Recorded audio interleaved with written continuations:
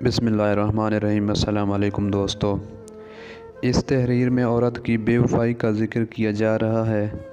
حضرت عیسیٰ علیہ السلام کا عورت کو زندہ کرنا اور پھر بے وفائی کی وجہ سے دوبارہ مار دینا۔ ایک روز حضرت عیسیٰ علیہ السلام کا گزر ایک قبرستان سے ہوا تو وہاں ایک شخص قبر کے پاس بیٹھا زاروں قطار رو رہا تھا۔ آپ نے رونے کا سبب پوچھا تو کہنے لگے، یہ میری زوجہ کی قبر ہے، یہ میری چچا کی بیٹی ہے، مجھے اس سے بہت زیادہ پیار تھا، میں اس کی جدائی برداشت نہیں کر سکتا۔ حضرت عیسیٰ علیہ السلام نے فرمایا کہ اگر چاہو تو میں اللہ کے حکم سے تمہاری بیوی کو زندہ کر دوں۔ اس نے بے قرار ہو کر کہا، ہاں ایسا ضرور کر دیجئے۔ آپ علیہ السلام نے قبر پر کھڑے ہو کر کہا، اللہ سبحانہ وتعالیٰ کے حکم سے اٹھ جا۔ قبر پھٹی اور اس میں سے ایک حبشی غلام نکل آیا جس پر آگ کے شعلے بھڑک رہے تھے۔ اس نے حضرت عیسیٰ علیہ السلام کو دیکھتے ہوئے بلند آواز میں کلمہ پڑھا۔ اس کا یہ کہنا تھا، آگ بجھ گئی، عذاب الہی اس سے دور ہو گیا۔ اس شخص نے کہا، مجھ سے غلطی ہو گئی، میری بیوی کی قبر یہ نہیں ہے بلکہ دوسری ہے۔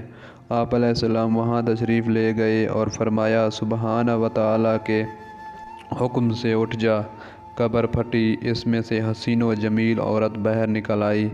اس شخص نے دیکھتے ہی اس کا ہاتھ پکڑ لیا اور کہا، اے روح اللہ، یہی میری بیوی ہے۔ حضرت عیسیٰ علیہ السلام ان دونوں کو وہیں چھوڑ کر آگے تشریف لے گئے۔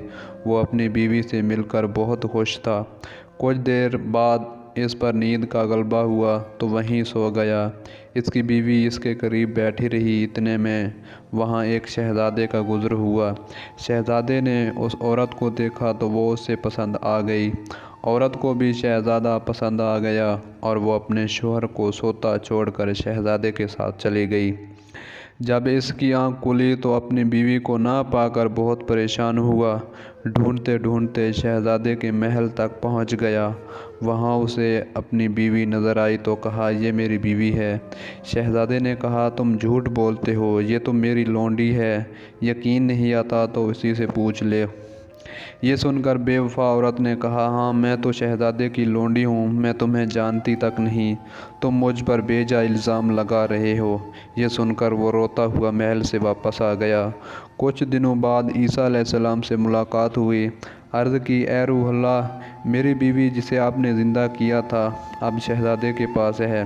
شہزادہ اپنا لونڈی بتاتا ہے اور وہ بھی یہی کہہ رہی ہے کہ میں شہزادے کی لونڈی ہوں، تمہاری بیوی نہیں، آپ ہمارا فیصلہ فرما دیجئے۔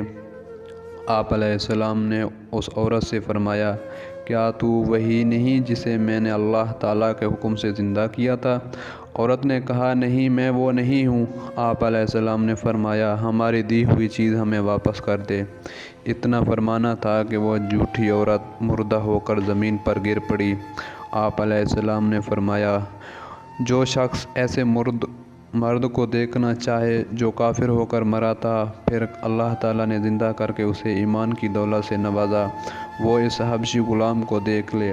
اور جو ایسی عورت کو دیکھنا چاہے جو ایمان کی حالت میں مری، پھر اللہ تعالیٰ نے اسے زندہ کیا اور وہ کفر کی حالت میں مری، تو وہ اس عورت کو دیکھ لے۔ اس سے آپ نے کیا سبق حاصل کیا ہے؟ کمنٹ کر کے اپنی قیمتی رائے کا اظہار ضرور فرما دیجیے۔ جزاک اللہ، اللہ آپ کا حامی و ناصر ہو۔ پھر ملتے ہیں۔ امید کرتا ہوں آپ دوستوں کو ہماری یہ چھوٹی سی کاوش پسند آیا ہوا ہوگا۔ آپ سب دوستوں سے ایک ریکویسٹ کرتے ہیں کہ لوگوں کی اصلاح کے لیے جتنا آپ سے ہو سکتا ہے اس ویڈیو کو دوسروں کے ساتھ شیئر کریں۔ کیا پتہ آپ کے ایک شیئر سے اس کی زندگی بدل جائے، وہ سیدھے راستے پر چل پڑے۔ اس کے ساتھ آپ کی بھی آخرت سنور جائے گا۔ اس قسم کے سبق آموز کہانیاں آپ کے ساتھ روزانہ شیئر کرتے ہیں۔ اگر ہم سے لکھنے یا پڑھنے میں کوئی غلطی ہو جائے تو بھائیوں کی طرح اصلاح کروا دیں۔